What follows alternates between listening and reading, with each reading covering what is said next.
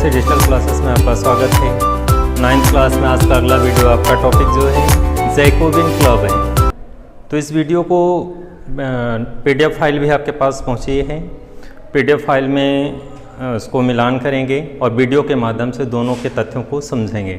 तो आइए हम अपने वीडियो को स्टार्ट करते हैं। जैकोबिन क्लब, हर टॉपिक को बहुत ही सरल तरीके से समझें, एकदम आसान है। दो तीन लाइनों को दिमाग में अगर बैठाएंगे तो पूरा का पूरा टॉपिक कॉन्सेप्ट जो है उसी 2-3 बिंदुओं में पूरा का पूरा जो है टॉपिक छिपा रहेगा। तो एकदम क्लियर हो जाएगा। पूरा रटने के बजाय आप टॉपिक को केवल समझें। आपका एक क्वेश्चन है, बोर्ड एग्जाम में पूछता है। आगे चल के 10th में आप जब जाएंगे तो 9th में, चूँकि सिलेबस कुछ टॉपिक दोनों में मैच करते हैं, एक है, कुछ टॉपिक सिलेबस जो है एक जैसे हैं। तो चूँकि आपका 9th में, इसलिए अभी से भी इसको समझ लें। आपका टॉपिक है जैकोबिन क्लब। जैकोबिन क्लब क्या है, एकदम सरल शब्दों में जानेंगे। एक राजनीतिक क्लब है। सबसे पहले आपका पहला जो बिंदु निकल के आ रहा है कि जैकोबिन क्लब क्या है, एक राजनीतिक क्लब है। तो राजनीतिक क्लब होने के कारण स्वाभाविक है कि राजनीतिक सत्ता में हस्तक्षेप होगा, सरकार के नीतियों के संदर्भ में हस्तक्षेप होगा, राजनीतिक कार्य करने का प्रयास करेगा।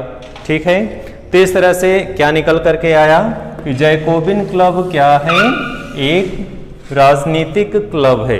इसको दिमाग में रखेंगे। एक एक बिंदुओं को एकदम स्पष्ट करते चलेंगे। जो भी तथ्य निकल करके आएंगे एकदम स्पष्ट हो जाएंगे कि किसमें कौन कौन से तथ्य क्या हैं। तो जैकोबिन क्लब क्या है, एक राजनीतिक क्लब, एकदम क्लियर है। आगे हम लोग चलेंगे। यह क्लब जो है फ्रांस की क्रांति के पहले ही ये बन गया था, प्रारंभ हो गया था। फ्रांस की क्रांति की जब प्रारंभ हुई थी उसी दरमियान कुछ समय पहले ही ये बन गया था। अब इस राजनीतिक क्लब के नाम, चूंकि नाम इसका है जैकोबिन क्लब, क्लियर है। तो जैकोबिन क्लब जो नाम है अपने आप से भी क्लियर है। कैसे नामकरण इसका पड़ा, तो नामकरण सेंट जैकब के नाम पर इसका नाम जैकोबिन क्लब पड़ा। अगला बिंदु आपके सामने एकदम स्पष्ट है कि नामकरण जो इसका पड़ा किसके नाम पे पड़ा, सेंट जैकब के नाम पर। बहुत सरल चीज़ें हैं, एक एक चीज़ों को बहुत आसानी से समझेंगे हम लोग। क्या ये एक राजनीतिक क्लब था, फर्स्ट। सेकंड, यह फ्रांस की क्रांति के पहले ही बन गया था। 1789 कहने के तो है फाउंडर, लेकिन इसके पहले ही यह बन गया था। तो रोब्सपियर जो उसमें देगा कि रोब्सपियर के द्वारा बन गया था, लेकिन रोब्सपियर के पहले ही बना था। रोब्सपियर चूँकि उग्र विचारक थे, इनके नियंत्रण में बाद में आया, फाउंडर जरूर दिखाएगा, लेकिन ये क्लब अस्तित्व में बहुत पहले आ गया था, फ्रांस की क्रांति के बहुत पहले। आगे बढ़ेंगे हम लोग। जैकोबिन क्लब फर्स्ट क्लियर हो गया कि एक राजनीतिक क्लब था। सेकंड लेवल पे इसमें हम जब समझेंगे किसका नामकरण किसके नाम पे हुआ था, सेंट जैकब के नाम पर इसका नाम पड़ा जैकोबिन क्लब। तो ये भी क्लियर है कि सेंट जैकब के नाम पर इसका नामकरण जो हुआ जैकोबिन क्लब के नाम से। अगली कड़ी में इसको समझेंगे किसका स्वरूप कैसे था, यानी इसमें किस तरह के लोग थे, कैसे कार्य करते थे, किस तरह के थे, किस तरह की उनकी विचारधारा थी, कैसी उनकी नीतियां थी।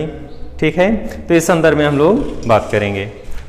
तो स्वरूप प्रकृति के संदर्भ में देखें प्रकृति में कि इसमें लोगों की विचारधारा कैसी थी। तो जो जैकोबिन क्लब के जो प्रारंभिक दौर में जो लोग थे, जो उनकी नीतियां थी, वो कैसी नीतियां थी, उदारवादी। उदारवादी जो लोग होते हैं वो सहिष्णु होते हैं, उदार होते हैं, सबकी भावनाओं को, सबकी नीतियों को, सबको लेकर के चलते हैं। ठीक है, तो इस तरह से कह सकते हैं दूसरे की भावनाओं का भी कदर करते हैं, दूसरे की बातों को भी सुनते हैं। विचारधारा उनकी बहुत शांतिमय होती है, उग्र नहीं होती। तो इस तरह से कह सकते हैं कि प्रारंभिक जो नीतियाँ उनकी थी कैसी थी, उदारवाद व सुधारवादी नीतियाँ थीं। यह भी महत्वपूर्ण बिंदु है कि जो जैकोबिन क्लब के जो प्रारंभिक सदस्य जो थे उनकी नीतियाँ कैसी थी, उदारवादी व सुधारवादी, यानी बहुत ही सहिष्णु थे, सबको लेकर के चलते थे, बहुत शांतिमय उनकी नीतियाँ थी, शांति का पालन करते थे। तो इस तरह से ये भी बिंदु दिमाग में रखेंगे, याद रखेंगे। धीरे धीरे इसमें परिवर्तन आ गया। परिवर्तन जब किसी भी क्लब में, किसी भी समूह में, किसी भी संस्था में जब दो तरीके के लोग हो जाते हैं, दो विचारधारा के लोग हो जाते हैं, दो प्रकार की नीतियों के मानने वाले लोग हो जाते हैं, तब उसमें टकराव की स्थिति बनती है दो ग्रुप में, क्योंकि विचारधारा दो तरीके की हो गई है। तो यहाँ भी वही सेम कंडीशन हुई। प्रारंभिक स्थिति में जो इसके सदस्य थे बहुत ही उदार विचारों वालों के थे, बहुत ही सहिष्णु विचारों के लोग थे, सबका बातें सुनते थे, सबके हित की बात करते थे। शांतिमय उनका रास्ता था, जो पथ उनका था बहुत ही शांतिमय था प्रारंभिक स्थिति में। लेकिन आगे चल के जब इनके ऐसे सदस्य आ गए जो बहुत ही उग्र विचारधारा के लोग थे, कट्टर थे, शांतिमय नहीं थे बल्कि कट्टरता से पालन करते थे कि जो भी रास्ते में आए उसे रास्ते से हटा दो, जो भी नीतियां हैं उसको पालन करो, चाहे जैसे भी करो, चाहे खून खराबे से करो, चाहे जैसे करो। तो उसके बाद वाले जो सदस्य थे उनकी नीतियां कैसी हो गई? कट्टरवादी हो गई, उनकी नीतियां उग्र हो गई। तो प्रारंभिक में यहाँ पे भी आपको दो अंतर समझना है। प्रारंभिक जो सदस्य थे उनकी नीतियां कैसी थी? उदार व सुधारवादी, वो शांतिमय रास्ते पे चलते थे, ये मस्तिष्क में आपको रखना है बहुत ही सरल तरीके से। और बाद में जो सदस्य इसके बन गए उनकी नीतियां कैसी थी? इस क्लब के बहुत ही ज़्यादा उग्र विचार वाले लोग थे, बहुत ही कट्टर विचार वाले लोग थे। तो इस तरह से दोनों में अंतर दिख रहा है कि प्रारंभिक जो सदस्य थे वो उदारवादी नीतियों का पालन करते थे, शांतिमय तरीके से कार्य करते थे, नीतियों को शांतिमय नीतियों को परिपालन कराते थे। लेकिन बाद के जो सदस्य थे वे उग्र विचारों से युक्त थे। कह सकते हैं कि उनके जो विचार थे कैसे थे? उग्र थे, और वे इनसे बहुत ज़्यादा भिन्न थे। इनकी विचारधारा जो थी, प्रारंभिक जो सदस्य थे उनकी विचारधारा से काफ़ी उग्र थे। अब इसमें परिवर्तन क्या आया बाद में आगे चल करके, इसको समझना है बहुत ही सरल तरीके से। प्रारंभिक सदस्य उदारवादी थे, लेकिन जब रोब्सपियर का एंट्री होता है, जब रोब्सपियर सदस्य बनता है इसका, तो रोब्सपियर की प्रकृति व विशेषता समझाएंगे आपको कि रोब्सपियर जो था वो उग्र विचार वाला व्यक्ति था। इन प्रारंभिक जो लोग थे उनकी विचारधारा चूंकि बहुत ही शांतिमय थी, उदारवादी थी, लेकिन जब रोब्सपियर सदस्य बनता है, आता है और ये अपनी प्रभुत्व जमाता है इस क्लब में, तो ये उसकी विचारधारा कैसी थी? उग्र व हिंसक, कह सकते हैं बहुत ही आक्रामक नीतियों का पालन कराने वाला व्यक्ति था ये। तो इसके बाद जो उग्र प्रारंभिक जो सदस्य थे, जो उदारवादी थे, वो इससे दूर होने लगे, क्योंकि दोनों की विचारधाराओं में अंतर होने लगा।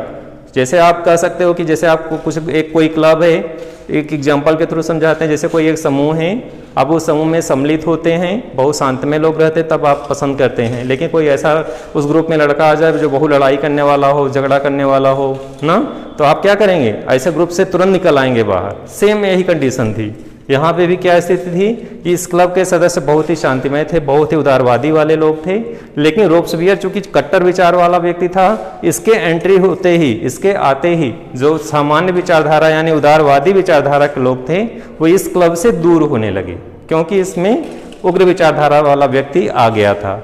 तो इस तरह से बाद में इस क्लब में परिवर्तन होने लगा। जो शांतिमय तरीके के लोग थे, जो उदारवादी विचारधारा के लोग थे, वो इस क्लब से क्या होने लगे? दूर होने लगे। इतनी स्टोरी आपके समझ में आ गई। अब हम लोग आगे बढ़ते हैं। इस जैकोबिन क्लब की 400 शाखाएं थी। शाखाएं समझते हैं, जैसे कोई एक एग्जाम्पल के थ्रू समझाते हैं एकदम सरल तरीके से। कोई एक बहुत बड़ा विद्यालय की एक संस्था हो, उसकी छोटी छोटी जगह जगह पे संस्थाएं हों, यानी वहाँ पे भी शिक्षण कार्य चलता हो, छोटी छोटी कक्षाएं वहाँ भी चलती हों।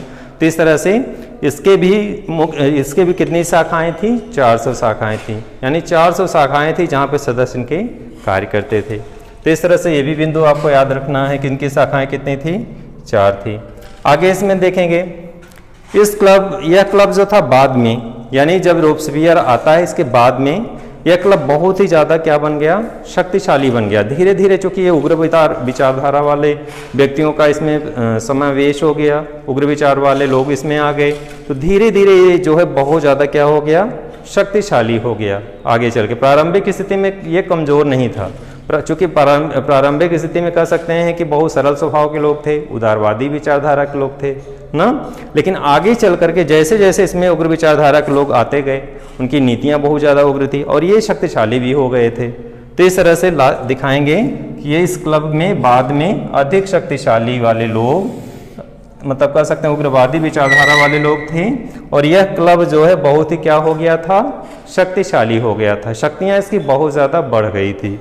फिर आगे देखेंगे, फ्रांसीसी क्रांति के बाद सत्ता पर जैकोबिन का नियंत्रण स्थापित हो गया।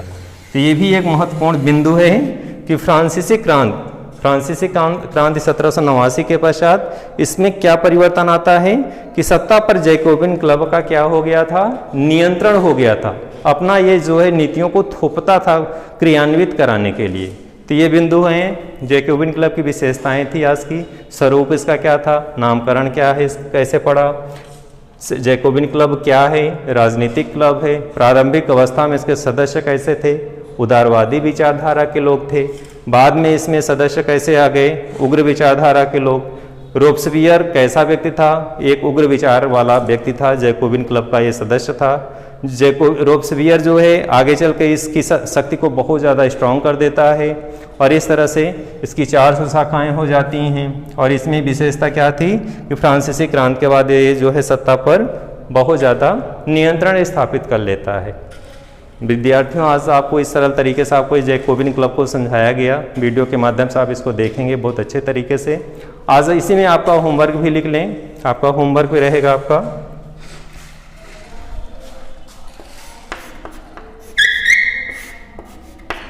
जैकोबिन क्लब के सदस्यों की नीतियां, आप ऐसे कर लें, जैकोबिन यहाँ पे आपको दे रहे हैं, इधर हो सकता है दिक्कत हो दिखने में।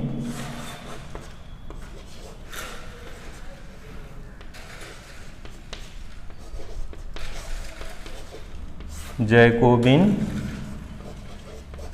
क्लब के सदस्यों की नीतियां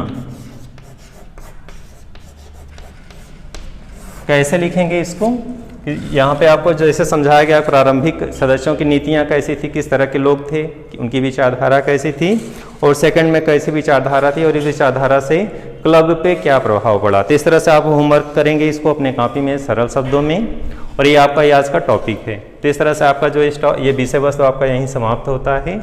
फिर से हम लोग अगले वीडियो में मिलते हैं। Thank you.